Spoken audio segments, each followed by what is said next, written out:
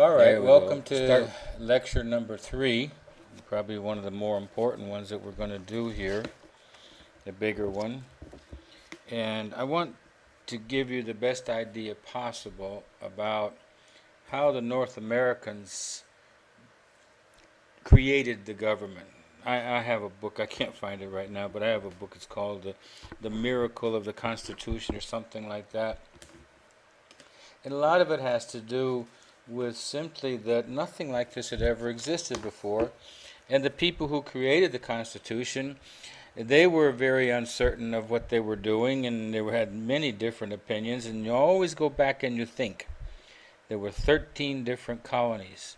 All of a sudden, we've got 13 different colonies, but we don't have a king, and we don't have a parliament, a common parliament. We don't have common cause. We haven't really defined whether we even want to put ourselves together or not. And if we do put ourselves together, in what form? How are we going to better govern ourselves? Well, they did create something called the Articles of Confederation. In the Articles of Confederation, at the end of the Revolution, were put together, well, before the end of the Revolution, were put together pretty much so that they would have some kind of governing document. And in that governing document, that would have something that everyone could agree to, that how we would govern these United States. It wasn't called United States yet. And one of the first things that they came up with was somehow, it's not this here, it's not quite this yet, this is for the Constitution itself. But they had something called the Articles of Confederation. And in the Articles of Confederation, they called it the United States of America. They said that each state retains its sovereignty. So everybody, or not everybody, many were very afraid of a concentrated central government. I explained this the other day to my class here in Guayaquil, that Ecuador has a democracy. The United States was developed as a republic, and there's a big difference between those two things. A democracy is direct democracy. Direct meaning the people directly elect the president and directly elect the Congress and all that. In the United States, we don't do that. It's a republic, and I'll explain more as we go along here. The Articles of Confederation gave very little power to the central government. The states, the individual states, they kept all the power. There was no executive, no chief executive. They couldn't raise taxes. They couldn't make trade agreements with other countries. They really had just no power at all. So what they did was in 1787, they called a constitutional convention in Philadelphia. And when they did that, they went to Philadelphia with the idea of fixing the Articles of Confederation. But there was one guy there, his name was James Madison, a very, very brilliant lawyer from Virginia. And he convinced people, it didn't take much to convince them, but he convinced them that we don't want to rewrite the Articles of Confederation. What we really need to do is come up with a constitution. And we need a written constitution that explains everything about how our government is going to operate. Because they don't have anything like this anywhere else. They got lots of ideas. Many of the people who went to the Continental Constitution, the Constitutional Convention, were lawyers. Lawyers are very very literate people. They knew the history of Europe and the history of France and the history of Great Britain, and they knew well the writings of John Locke and Rousseau and Diderot, and they knew these things. The Enlightenment, they knew the ideas of the Enlightenment were an age of reason. And if you always go back to talking about American history, you have to go back to the book called Common Sense. And I did put it up on your webpage, I'm pretty sure. And you should take the time to read it, because what he does is he questions absolute authority by an absolute king in an absolute parliament.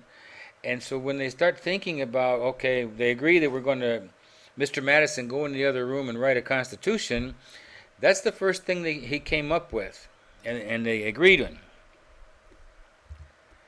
So let me give you a little bit of a history of this. The English in 1215 protested enough to King John that he was forced at sword point to sign a document that limits the power of the king. The kings can always become very abusive. There's a saying, a dicho you say in Spanish, power is corruptive and all power is totally corrupt, or something like that. You don't know what I'm talking about. They forced him to sign a document. Now, all the subsequent kings, year after year, century after century, they didn't necessarily respect the Magna Carta, but the document was there. It was in the people's minds that the king had to have limited power.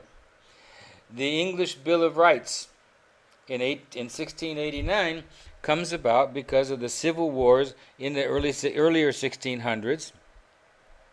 Charles I losing his head in the early 1600s because he forced the Parliament, or tried to force the Parliament, to give him the power, more absolute power, and finally then there was the Glorious Revolution, and England was really in conflict, in civil war, mostly because of the abuses of the king in violation of the Magna Carta, and eventually the Bill of Rights was signed to define the rights of what rights do the citizens have. And it's a very long story, and this is not the place for it, about who first defined what a citizen is, who's a citizen. So the ideas come from the Enlightenment. John Locke was one. I majored in political science and history many years ago as an undergraduate. And he said that all people who lived in the country, regardless of who the king was and the power of the king and everything, they had certain rights: life, liberty, and property. And what they meant by property was the government had to respect the private property of each of the people, the citizens. And then the idea of a social contract, that governor, that king, or whomever is in charge, they rule because we, the people, allow them to rule. We give them the authority to be our ruler. They don't take it, we give it. And there's a lot of significance in that kind of thinking. That's why the Constitution, the first words are "we the people." And then Montesquieu suggested that the government should be divided into three branches to avoid, and we've seen it, where people become, in a democracy, the person who's running for president promises to create a democratic, so then when they finally get the majority in the Congress, because in the case of Ecuador at least, there's only one house, one Cámara you call it. So the president gets control of that, and then he gets control of all the judicial system, so you don't have separation of powers. You've got one person who can dictate. And I hope you've read Animal Farm and Brave New World and 1984 and Brave New World, and Animal Farm too. They were all written after the Second World War to warn us of the dangers of dictatorships, of one group getting all the power and not respecting the majority, disrespecting or not respecting the rights of minorities, and so on. So when the colonists, they went to the New World, they themselves, back in the 1600s, they signed documents so that everybody in that colony understood what his or her rights were under that government. The Virginia House of Burgesses, they had their list of laws, and the laws pertained to how people were going to live in that colony. Then comes the American Revolution. It says, as the colonies mature, these people they believe there's no concept of let's revolt, let's throw out. We are British citizens. We have allegiance to the king and to the Parliament. But as I've mentioned before, the king and the parliament are not treating us fairly.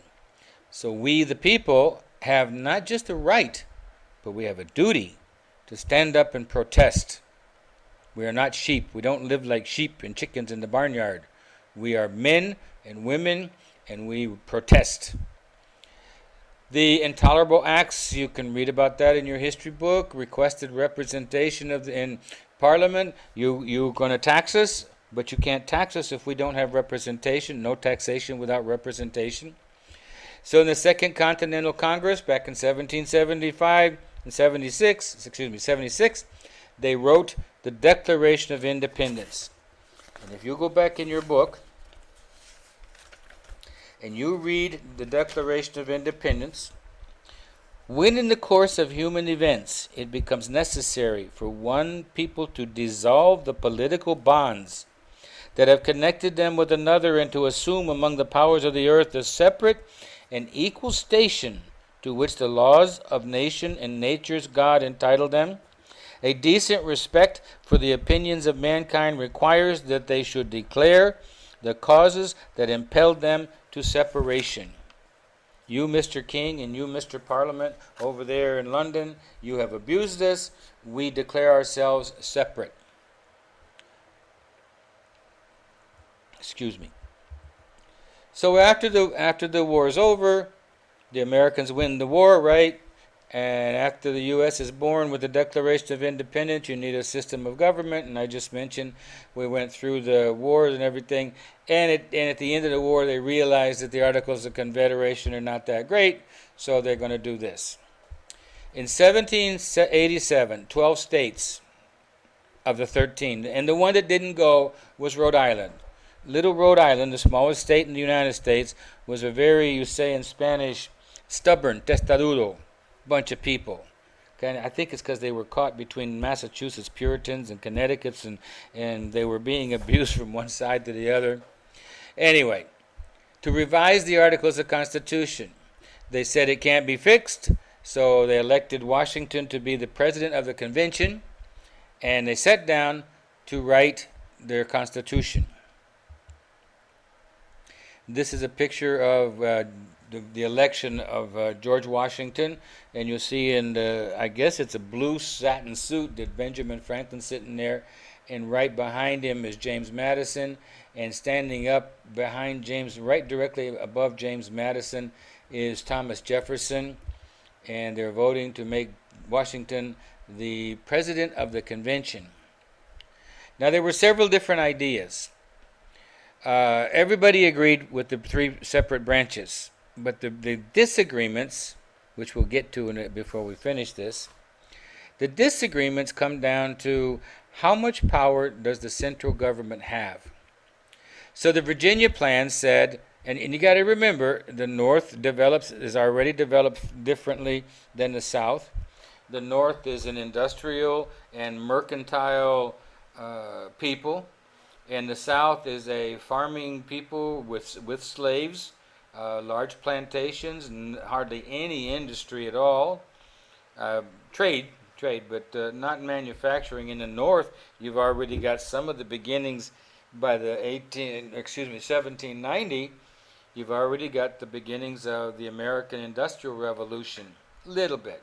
We'll get into that in another lecture. So it's about who has representation.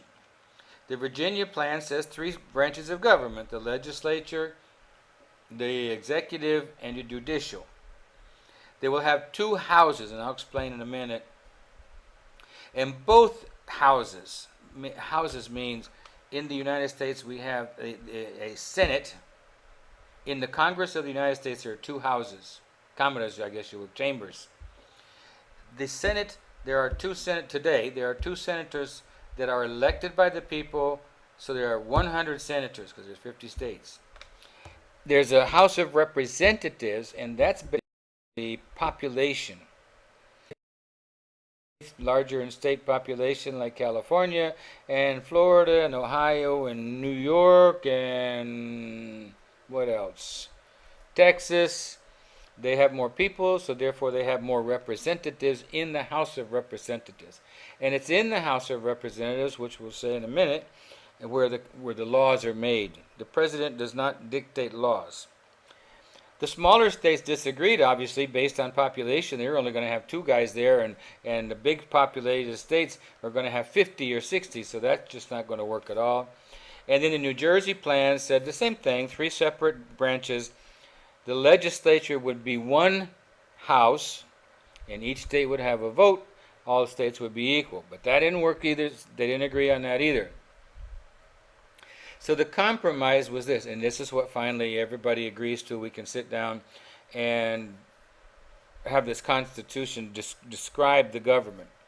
The big states and the small states finally reach an agreement. We have 3 branches of government. They are of equal power. The reason they broke it up into 3 branches was so that no one branch would become more powerful than the other 2 branches, and it's a balance of power. The government has 3 branches, 2 houses, as I just explained.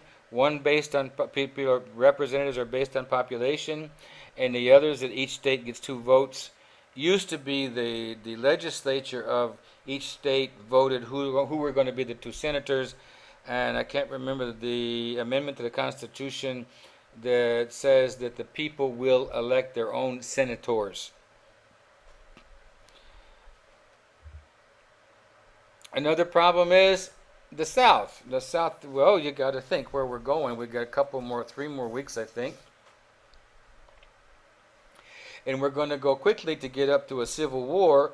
Let's see, 1890 to 70 years later, we're going to have a civil war.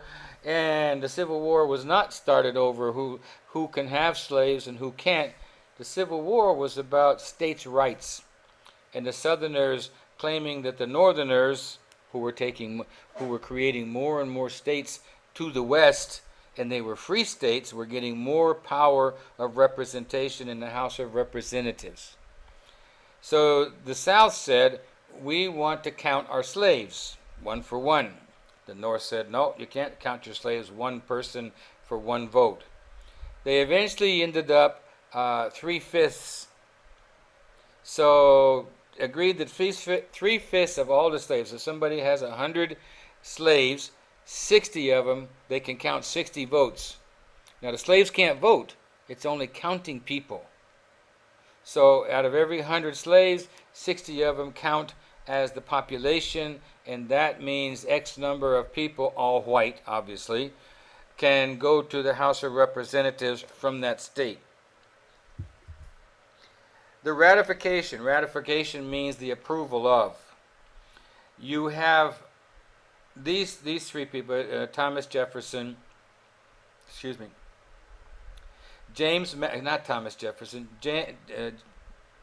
Hamilton, Alexander Hamilton on the left. To his upper right is Madison, and then the gentleman with the judge robes is John Jay. They had the convention ended in September of 1787, and all of this whole idea, this Constitution, was sent out to the legislatures of the 13 states. You will find on your webpage that you will find something called Federalist Number 10. Well, there were those in favor of a government as established in the Constitution of the United States, and there were those against it. Those who were in favor of it were in favor, and Madison wrote it, in favor of a centralized, strong government with 13 states. But the 13 states would be, you can't say subservient, the federal government would be the last word in what happens in the United States, not each individual state government. And there's all kinds of, I took a course in American Revolution and last year or the year before for a graduate program in American history because I like it. And the course was very interesting about the argument between the Federalists and the Anti-Federalists. The Anti-Federalists were people who believe that they were the farmers. Think about this. The people who live in the cities have a very different mindset than people who live on the farm. In Spanish, you say campesinos, and the merchants and the industrialists are looking for very different things. So the farmers believe that the future of America, this was Thomas Jefferson's thinking too, by the way, that the United States of America had a future as an agricultural rural country. And the Federalists, in charge of the very strong central government, they believed that it was going to be industrialist and mercantilist. The 7 principles of the Constitution: popular sovereignty. Popular sovereignty means the people are the source of authority. Limited government. The government only has powers given to it by the people, the social contract. We, the people, have a contract with the government. The government signs the contract, we sign the contract, and the contract says, you're only the government because we say you can be the government. Separation of powers may be the most important thing that must be dispersed and not consolidated in one person or branch of government. And there's always this thing. It was to create checks and balances. You've got to have different branches of government, or you end up with despotism, authoritarian, even totalitarian dictators. We just finished with one dictator in Venezuela, and now you got well, he's not really a dictator. He's kind of a semi-dictator. He doesn't really know what he's doing. Federalism divides power between national and state governments, and republicanism, and this we'll get to later too, the representatives vote for us. We elect them and they vote for us. We do not directly vote. Do you know what a plebiscite is? A plebiscite is when the government, in my opinion, doesn't have the courage to make a decision, so they say, we'll take it to the people. And last 2 or 3 years ago, I don't remember, in Quito, Ecuador, the northern Inca kingdom, in December is the Fundación of Quito. So they have bullfights. And a lot of people, whom in my opinion are more enlightened, they say that is it's animal cruelty to animals. I went to a bullfight once and I agree. I think the bull should be given at least a pistol, if not a machine gun. He's outnumbered. It's a horrible experience. And I've been in combat before and seen horrible things. But to torture an animal to death like that, that's disgusting. But at any rate, the governor, the president, and the Congress, they wouldn't make a ruling. They were afraid to make a ruling because if you do that, the people who make money and the Quiteños are saying, oh, but that's our herencia de Español and all that. Baloney. It's 2012 or 2011. You're torturing animals. Why don't you just take out the chicken out and rip his head off too? Let's just torture all animals. I have to be careful because my dog is sleeping right beside me and he's looking at me with one eye because I talk about this. And the Congress and this whole thing, this government. So anyway, a plebiscite is let the people vote. One person, one vote. They voted, no more bullfighting. The ones who were making money off the bullfights or the ones who were their prepotente, we're the herencia of the Spanish. They were very angry. Well, they got bullfights again, but they can't kill the bull. They can only beat him up. Something like Rocky. The bull is Rocky. He's getting beat up. I would go to the bullfights and cheer for the bull. The Preamble to the Constitution. We, the people of the United States, the Constitution is written for this. In order to form a more perfect union, because by then, in 1787, they realized we 13 colonies are very weak. The British are already back abusing the coast of the United States of America. That's in the ocean to the east, and to the west there's the Allegheny and Appalachian Mountains, and on the other side are the Indians and the French and the Spanish and more British too. And we have 13 colonies, but we got northern colonies, central colonies, southern colonies. What are we going to do? Make like 3 different countries? And we have to sit down and agree. to make a more perfect union, establish justice, ensure domestic tranquility. If a fight breaks out between some people in Philadelphia and the people of New York City, who's going to stop the fight and who's going to guarantee the safety of the people? You have to have a central federal government. Promote the general welfare, the good of everybody's life. Secure the blessings of liberty, because we just fought for it and we won it. Our posterity, and do ordain and establish this Constitution of the United States of America. Article 1. This is important too. There are 3 branches of government. Article 1 is the legislature, not the president. It's because the legislature represents the people. The legislature directly represents the people. It's the branch that makes the laws. Yes, the president, think about this for a second. We have Democrats and we have Republicans. The president's a Democrat. If the president has a good idea, what he thinks is a good idea, which he does once in a while, he thinks it's a good idea, other people don't. He will ask some of his Democratic congressmen come down to the White House, and we'll have some coffee, and I want you guys to introduce this bill into the Congress, this law. If it passes, then it goes to the Senate. If the Senate passes, it goes to the White House for the president's signature. If it's a bill that a law that and it doesn't become a law until the president signs it. If it's a bill and the president doesn't like it, maybe because it comes from the Republicans, he doesn't sign it.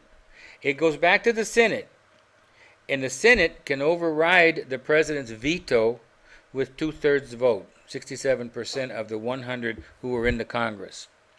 So the Congress is bicameral, like I said, and there are 10 sections in here. Okay. Article 2 of the executive branch, the president is charged with enforcing the laws.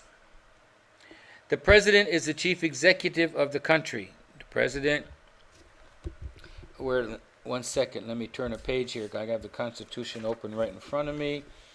I don't want to go through all these different sections. Article 2, the executive power shall be vested in the President of the United States of America. He shall hold his office for 4 years, and he can run again. In those days, he could run forever. It wasn't until after the Second World War, when Franklin Roosevelt had been reelected 3 times, or elected 4 times, if you want to call it that way, and finally died in office in 1945, that they passed a law limiting the president to 2 4-year terms. And it goes on to explain the powers of the president. He's the commander-in-chief of the Army and the Navy and everything. And I'll bet you if you sit down and look at the Peruvian Constitution, you will see similar things. The case of removal, yes, we can impeach our president. Ask Mr. Richard Nixon. He was going to be impeached, means to throw him out. Clinton almost got thrown out. I don't think you kind of young, you wouldn't remember Monica Lewinsky. Go look it up. Go Google. Article number 4 in the Constitution is about the Congress will make general laws prescribed, and the citizens will be entitled to the privileges and immunities of the citizens in several states and so on. In article number 5 is how you can't change the Constitution, you can amend it. In Ecuador, we have a very bad habit of every new government that comes in, or not every new government, but most new, I think they've had 27 or 28 constitutions since 1824 or something like that. We don't do that in the United States. The Constitution, if you've ever been to the United States and you go to Washington and you go to the National Archives and you will see the Constitution, the original one with the signatures on it under great glass. It's like where they bury the bodies of the Pope or something like that. Great security at night. They sink it down into the tunnels and stuff. Quite impressive. And we little gringos, we are taught about the Constitution since we could hear anything. Article number 5 is about the debts of each one of the states. The Federalists, to end the argument with the Anti-Federalists, said, okay, let's look at all the states, and most of the states have debts from the Revolution. if you guys sign off on this, and you say that this is the Constitution of the United States of America, the federal government will take over all the debts of the states remaining in debt. And then number 7 is ratification. Ratification is the rules about how the Constitution itself will be ratified. This is about the Electoral College. I'm not going to bang this too much. How do we choose a president? We, the people, do not directly choose a president. Each state picks each political party picks X number of electors, people who are loyal to that particular party. And then when we, the people, go vote, if you look at the bottom line there, you'll see that Florida has 29 electors and California has 55, so that's the big prize. Texas has 38, New York 29, Pennsylvania 20, Illinois is 20. Yeah, that's Illinois. And so on. So the game in an election, and you should watch the next one coming up next year? Maybe November of next year. I lost count. What happens is the people vote, and then the presidential candidate, we have 2. We have other parties. You have the American Communist Party and the Liberty Party and the Tea Party and there's a couple. They never get 1% of any vote. So it's the Democrats and the Republicans. So the people vote. The majority of the people in the state of Florida vote for somebody. Then those 29 electoral votes go to that person. So on the night of the election, what you see is they're counting to see who gets 270 votes. That's the most important thing. So who can get up to the 270? Each state has an elector, which I explained, and so on. Okay. So Article 3 of the Constitution. Where did I do that? Article 4. I forgot about I know why. Article 3 is about the Supreme Court. And the Supreme Court's job, they don't get involved in Judge Judy's kind of stuff. The Supreme Court, the things are saved for the Supreme Court, major issues, and it says right there, cases dealing with the Constitution, the meaning of the Constitution. There are very books about. It's called the original meaning of the. I went to law school for 2 years and didn't like going to law school, so I quit. But I learned a lot of stuff, and the best thing I learned is I didn't want to be a lawyer. Cases dealing with the Constitution. What's a good example? Abortion. Roe versus Wade back in 1973 said that each state, that a woman had the right to an abortion on demand. And the government had no right to deny her that right. It's her body. She can do what she wants. Well, the conservative evangelical Christians and the Mormons and the Testigos de Jehovah, whatever, the very conservatives are all protesting, and the liberals are saying, yes, that's right. Well, it goes up to the Supreme Court, and that's where you get the final ruling called Roe versus Wade. Then the next thing is about treaties. The Supreme Court will make judgment on those things. Diplomatic issues, cases dealing with issues on waterways, 2 or more states if they have different difficulties between the states.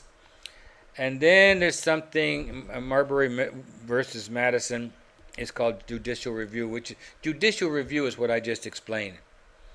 That the Supreme Court has the final word on whether laws are constitutional. And what it means is, in the spirit that the Constitution was written, does this new law, 100 years later or whatever, violate the spirit of the Constitution and the rights of the people? So you can imagine a lot of them come down to the first 10 amendments, which we'll do in a second. Landmark cases, Marbury versus Madison, McCullough, Plessy versus Ferguson always comes up. I think most of you are going to study for your bachelor's degree and probably onto your master's degree in American schools, and you're always going to hear about Plessy versus Ferguson, which is separate but equal. In 1896, the federal government and then the Supreme Court said, yes, you can separate blacks from whites. Remember, the Civil War ended in 1865. You can separate them as long as the blacks have equal housing, equal schools, equal public services, and everything. Never happened. It was a tremendous hypocrisy. Until 1954, when the Supreme Court said no. Plessy versus Ferguson was unconstitutional. Brown versus the Board of Education. Segregation is unconstitutional. And if you're unconstitutional, you might remember this, some of you, about 1955 or 56, a lady sat down on a bus in Montgomery, Alabama, Rosa Parks, and that was the beginning of the civil rights, the really strong civil rights movement in the United States. Miranda, you see that on TV. Somebody's arrested, and the first thing you got to do is you have the right to remain silent, you have a right to this and the right to that and all that. And if you don't read them their rights when they get to court, I didn't know my rights, Judge. I'm sorry, those needles, I was gonna use them myself, all 100 of them. Roe versus Wade. I was just thinking about the actor who committed suicide the other day by pushing something into his veins. Roe versus Wade is about abortion. In 1973, pregnant woman has the right to an abortion until the fetus is viable. And then ever since they said that, then there's these great arguments about when is the fetus viable. And then Bush versus Gore, you were babies then, but still in 2000, Al Gore beat Bush by the popular vote. But it got down to this, this is the truth, to Broward County to make a recount because the vote was so close, 49.8 to 49.9 or something like that. It was just, and they said, okay, here in Broward County, let's recount these votes to see who gets those, 29 electoral votes from the state of Florida. Just coincidentally, I'm sure that George Bush's brother, Jeb Bush, was the governor of the state of Florida at the time, but that's just coincidence. And that was a very cynical remark on my part. Articles 4 to 7, I already mentioned those. Article 5, Article 6, federal government will pay the debts. And Article 7, ratification. I'm going to stop there, because it's about 8 o'clock here. I'm going to see if I can get this uploaded and then use the next one for the Bill of Rights.